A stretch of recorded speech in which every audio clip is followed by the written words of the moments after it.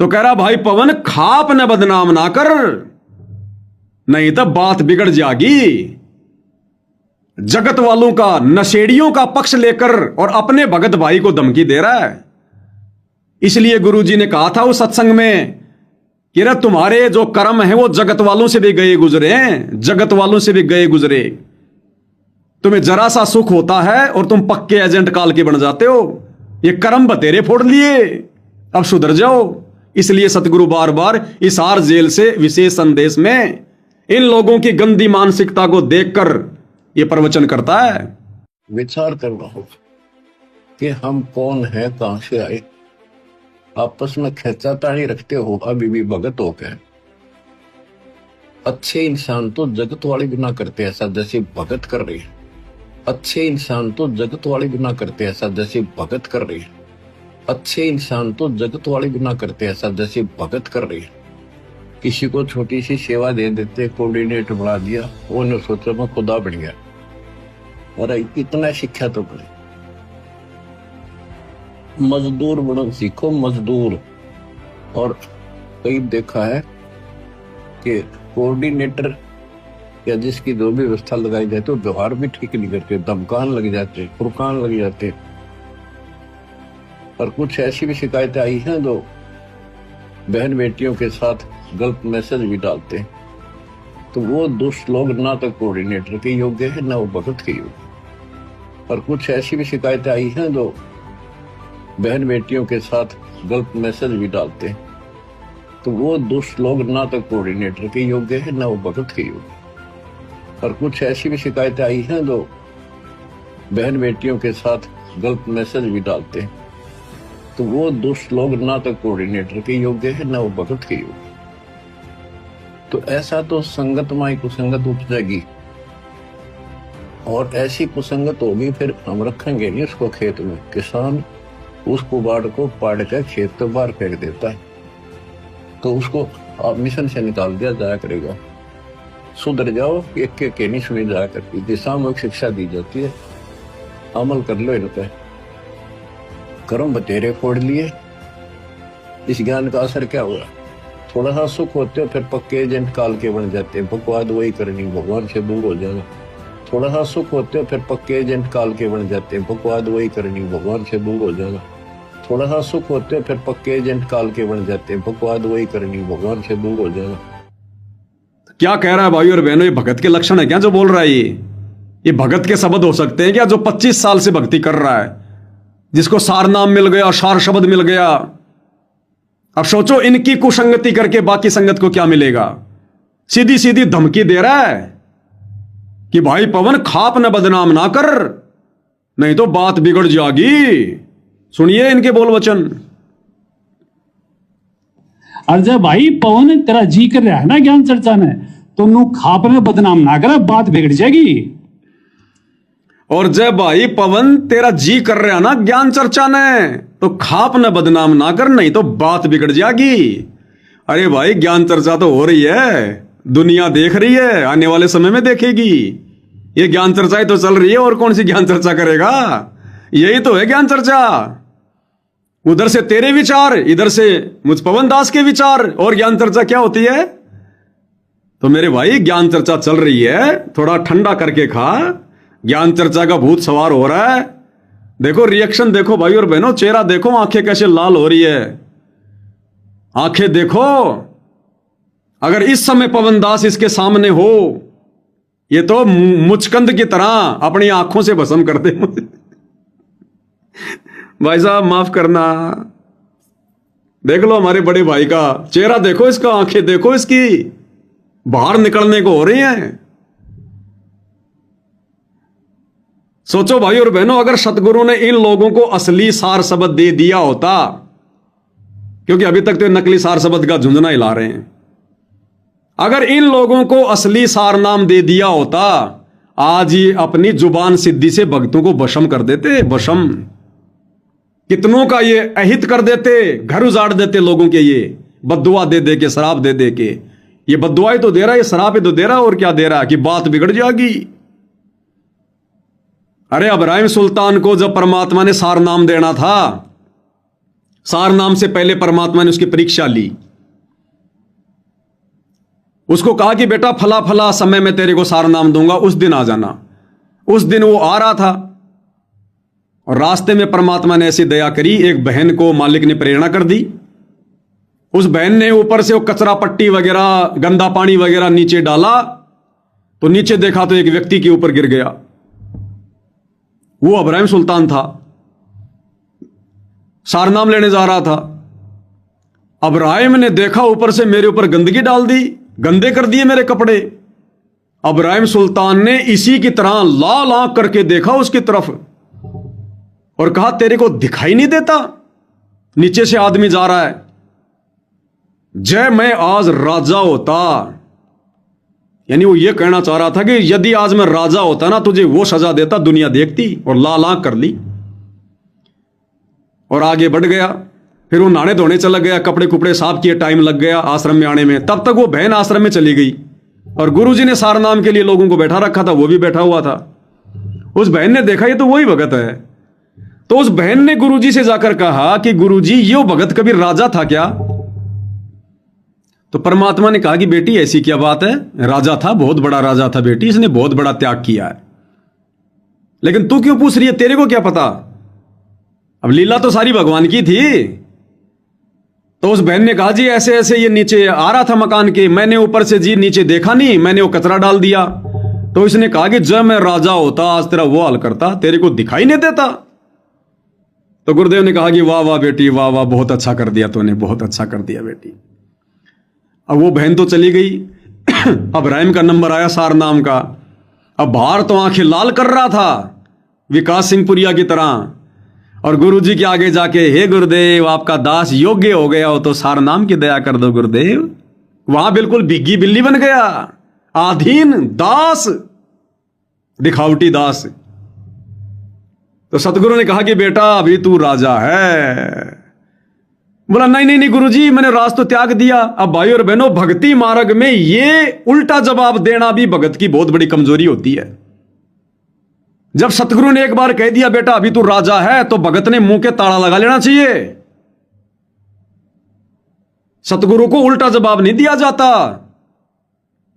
गुरु के सन्मुख वचन न कहिए, सो शिष्य रहनी गहनी सुख लइए।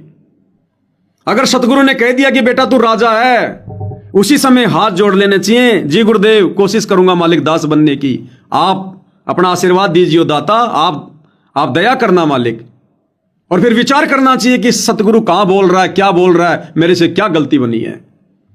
तो अब्राहिम ने कहा कि नहीं नहीं जी, राज तो मैंने त्याग दिया। गुरुजी ने कहा कि बेटा तूने राज त्याग दिया, लेकिन राजपना नहीं गया, वो अहंकार नहीं गया तेरा।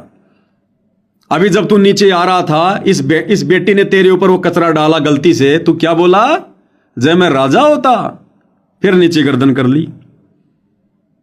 तो भाई और बहनों, अब्राहिम सुल्तान को तो जरा से गुस्से की वजह से भगवान ने सारनाम भी नहीं दिया, और ये कह रहे हैं हम सारनाम प्राप्त हैं। और आंखें देखो अब्राहिम सुल्तान से भी बड़ी बड़ी निकलने को हो रही है बाहर। मुचकंद को भी फैल कर रहा है इसका रुतबा। बॉलीवुड की फिल्मों में अगर कोई गुंडे का रोल मिल जाता तो भाई साहब सुपरहिट हो जाता।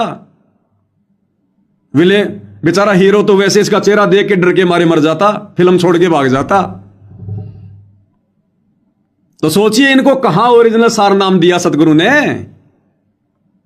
अरे दासा तन नेड़े नहीं नाम धरावे दास, पानी के पिए बिना भाई कैसे बुझेगी प्यास।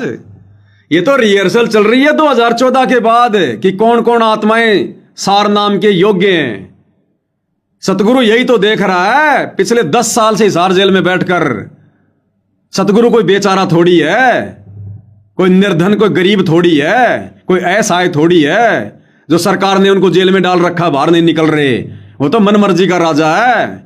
वो यही तो देख रहा है कि अभी तक कौन कौन भक्ति के योग्य है। प्रथम नाम के भी योग्य कोई है कि नहीं। अभी काय का सार नाम, काय का सार शब्द परमात्मा ने छींट भी नहीं लगने दी अभी तक। तो ये इस भाई के बोल वचन है कि पवन दास जय तेरा ज्ञान चर्चा का भूत सवार है तो शामी आ। और भाई पवन खाप ने बदनाम नहीं करेगा, नहीं तो बात बिगड़ जाएगी। और अब आगे क्या कह रहा है पता है? महाराज जी की खाप की बदनामी बर्दाश्त नहीं होगी हमारे से। यानी महाराज जी यानी संत रामपाल जी और खाप पंचायतों की बदनामी, इनका अपमान सहन नहीं होगा। अरे भाई मैंने क्या अपमान कर दिया? मैंने वही तो कहा जो सतगुरु ने कहा, वही तो कहा जो सच है। ये लोग हुक्का पीते हैं और हुक्का पीने वाले ढेड आदमी हैं। अगर ये हुक्का नहीं पीते हैं तो ये ढेड नहीं है, फिर क्यों अपने दिल पर ले रहे हैं अगर हुक्का नहीं पी रहे तो कह रहे महाराज जी की और खाप पंचायतों की बदनामी बर्दाश्त नहीं होगी। यानी तेरे को काट देंगे, ठोक देंगे, तेरे को जला देंगे, भस्म कर देंगे, बर्दाश्त नहीं होगी हमारे से। अब बताओ भाई और बहनों, इनमें भगत का गुण है? अरे गुरुजी कहते हैं भगत में तो शील, संतोष, विवेक, दया, अक्षमा, ये भगत के गहने हैं, आभूषण हैं। भगत में दया भाव होना चाहिए। भगत को कोई थप्पड़ भी मार दे बेवजह, भगत ने उल्टा हाथ नहीं करना चाहिए। अरे महात्मा गांधी तो भगत नहीं था, उसमें भी इतनी अक्ल थी। अगर उसके एक गाल पे कोई थप्पड़ मार देता, दूसरा आगे कर देता था। अरे हम तो भगत हैं, लेकिन अभी भगत बने नहीं, अभी तो भगत सिंह है, भगत सिंह। रगों में जोश है अभी तो कह रहा बर्दाश्त नहीं होगी महाराज जी के खाप पंचायतों की बदनामी। अब बताओ भाई और बहनों, मैंने महाराज जी की क्या बदनामी कर दी? क्या मैं कर सकता हूं अपने गुरुदेव भगवान की बदनामी? अपना गला कटवा लेंगे उससे पहले तो। बताओ दास ने कब बदनामी की, कैसे बदनामी की? एक शब्द तो बता दो कोई कि ये कहकर मैंने महाराज जी की बदनामी कर दी हो। और कब मैंने खाप पंचायतों की बदनामी की? मैंने तो हुक्का पीने वालों को कहा है, और वो 1000 बार कहूंगा और कहता रहूंगा।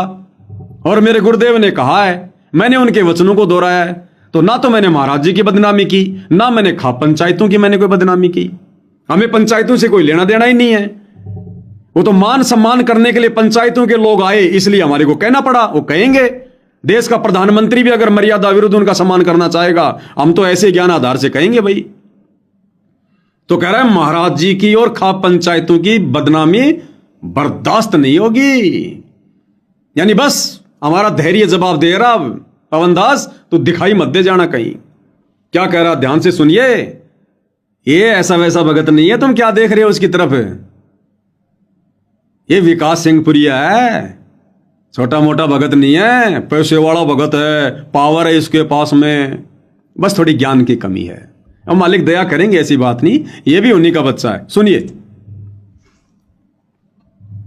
तेरा जी करे तुम्हारी गल बात करे, और भाई किसी भी प्रकार से 1% भी चुबीसी खाप और महाराज जी का अपमान बर्दाश्त नहीं करा जाएगा।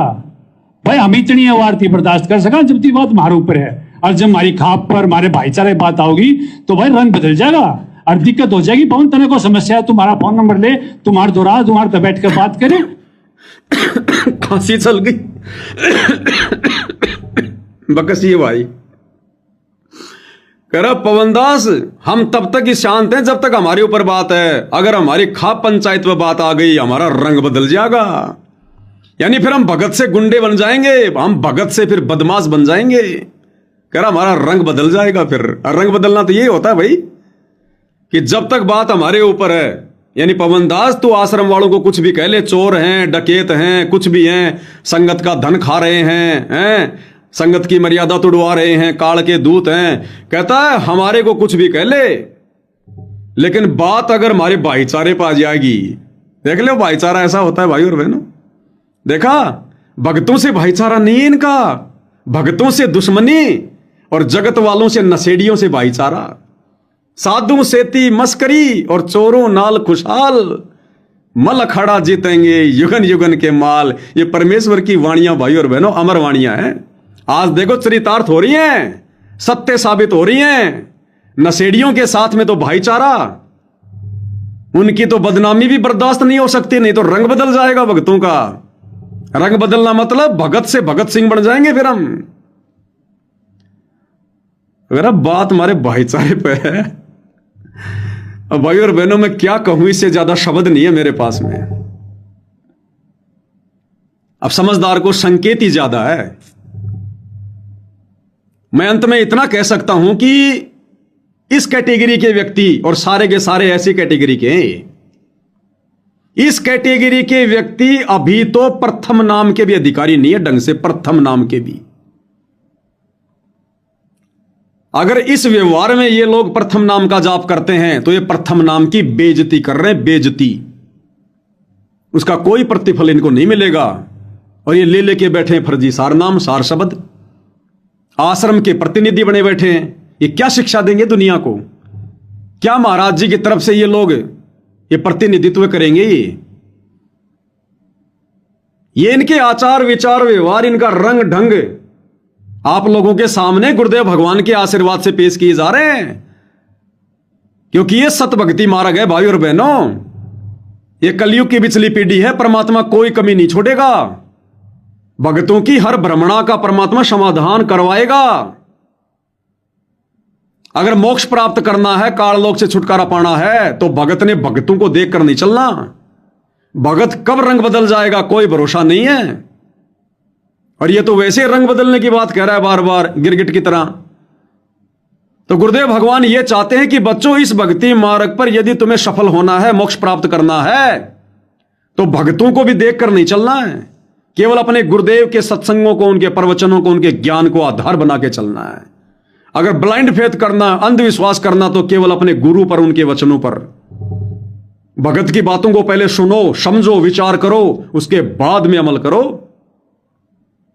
और नादान संगत जो सतलोक आश्रम में जाती है, ऐसे व्यक्तियों को परम भगत मान के, इनकी पूंछ पकड़ के सतलोक जाने की सोच रही है। तो क्या प्रवचन दे रहा है कि भाई पवन रंग बदल जाएगा अगर हमारे खाप के ऊपर तूने उंगली उठाई तो, हमारे भाईचारे के ऊपर तूने उंगली उठाई तो। अब ये इनका भाईचारा हो गया, जगत वाला इनका भाईचारा हो गया। भाई और बहनों, परमेश्वर ने सब कुछ क्लियर कर रखा है। कुल करनी के कारण हंसा गया भिगोए, अरे फिर यो कुल के कर लेगा जो तू चार पाए का होए।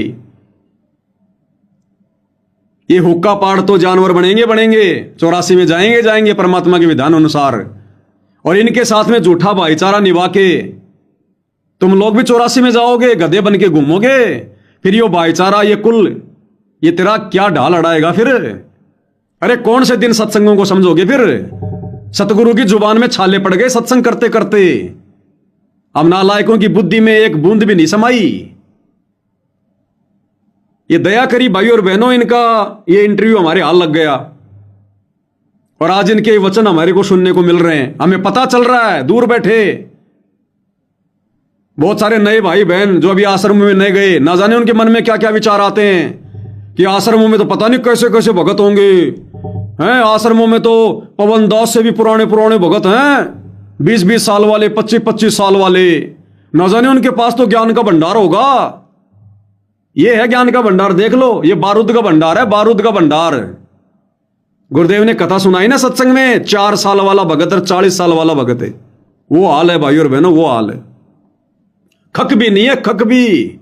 अरे इन लोगों से दुखी होकर तो सतगुरु बरवाला कांड के बाद जेल में जाके बैठा है, इन मूर्खों से दुखी होकर। और उससे भी बढ़कर मूर्खता ये वर्तमान में कर रहे हैं। इसलिए तो सतगुरु आ नहीं रहे कि क्या करूंगा भाई बाहर आके। बार बार सतगुरु जज को प्रेरणा करके अपनी जमानत कैंसिल करवा देते हैं कि जितनी मूर्खता में इनको छोड़ के आया था, इन्होंने तो उसकी भी हद पार कर दी, रिकॉर्ड बना लिया। क्या करूंगा इन मूर्खों में जाके, और नया कांड करवा के मेरे को फिर से जेल में भिजवाएंगे। तो कह रहा है बात हमारे भाईचारे में आ रही है। रंग बदल जाएगा भाई पवन दास, रंग बदल जाएगा। तने बात करनी है तो हमारा नंबर ले, मार से बात कर। अरे भाई बात करने की जरूरत ही नहीं, भगवान ने तुम्हारे से वीडियो बनवा दिया, तुम्हारे विचार आ गए, अब ये बातें हो रही हैं, समझने वाले समझ जाएंगे। अब आगे भाई और बहनों कुछ ज्ञान आधार से चर्चा होंगी। ये भाई उल्टे सीधे उदाहरण पेश करना चाहता है इन खाप पंचायतों के बचाव में। और ये दामोदर सेठ का उदाहरण दे रहा, दामोदर सेठ का, कि भगवान ने दामोदर सेठ का जहाज डूबने से बचा लिया। दामोदर ने प्रार्थना की थी, फिर दामोदर ने जाकर, बाकी सेठों ने जाकर सतगुरु का धन्यवाद कर दिया। इसमें क्या हो गया? तू क्यों खाप पंचायत के लोगों के ऊपर उंगली उठाता है? भाई विकास सिंह पुरिया जी, उदाहरण दो तो सटीक दिया करो, समझ में आने वाले दिया करो। ये साध संगतियां हैं, सतगुरु के आशीर्वाद से यहां बाल की खाल निकाली जाती है। 100 सुनार की 1 लोहार की।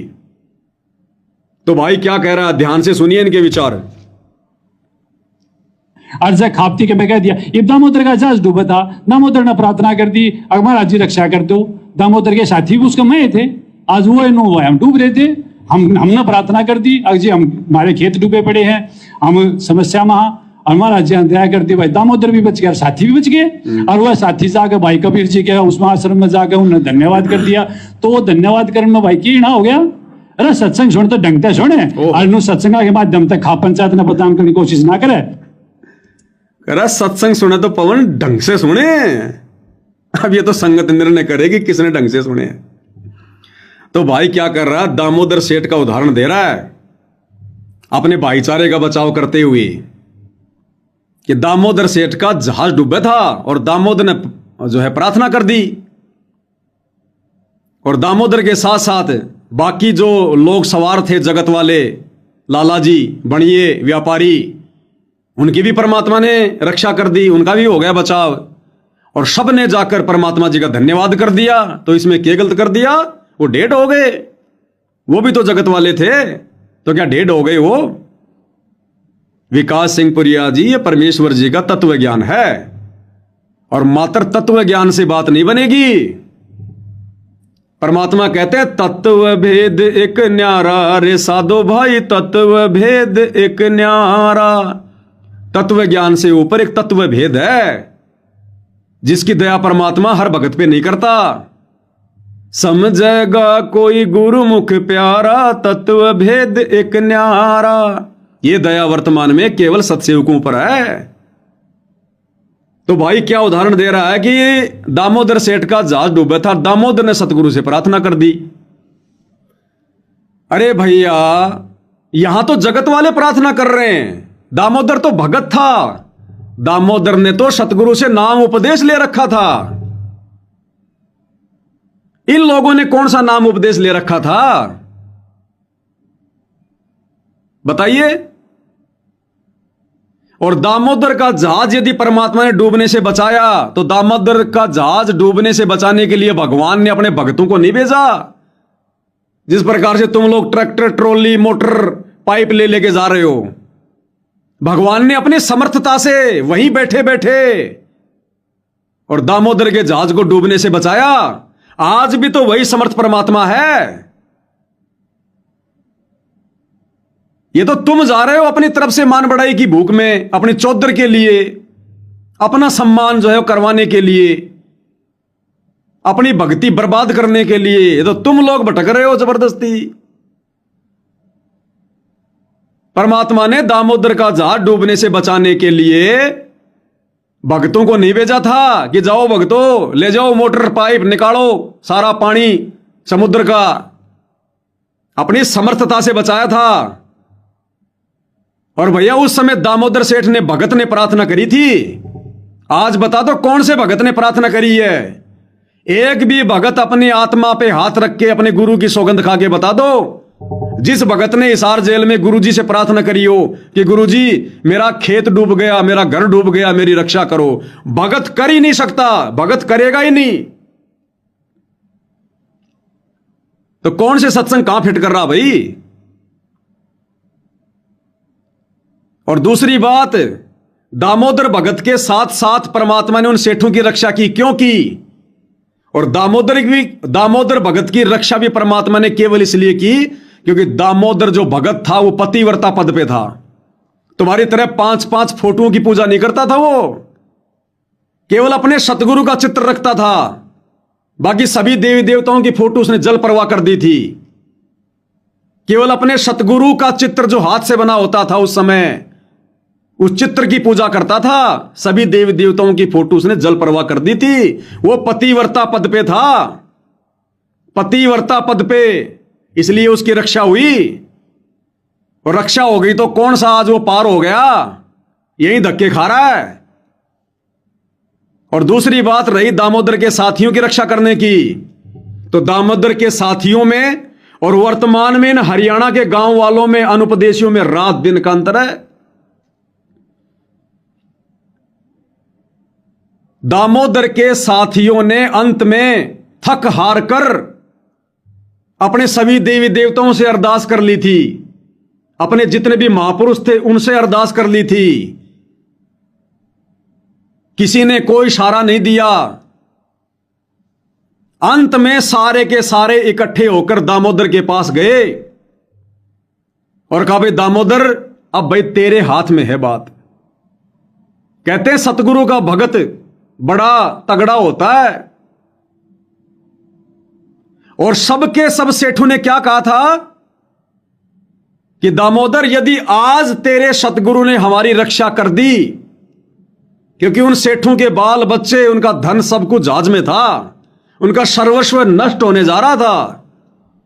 उन सभी सेठों ने संकल्प लिया था, पहले संकल्प सत्संग ध्यान से सुनाकर विकास भाई, उन सभी सेठों ने संकल्प लिया था पहले कि दामोदर, यदि आज जहाज डूबने से बच गया, हम सपरिवार घर बाद में जाएंगे, पहले तेरे सतगुरु से उपदेश लेंगे।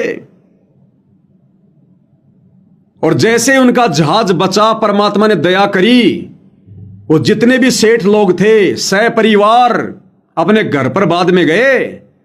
पहले परमात्मा जहां सत्संग कर रहे थे उनकी जय जयकार करते हुए उनसे उपदेश लिया।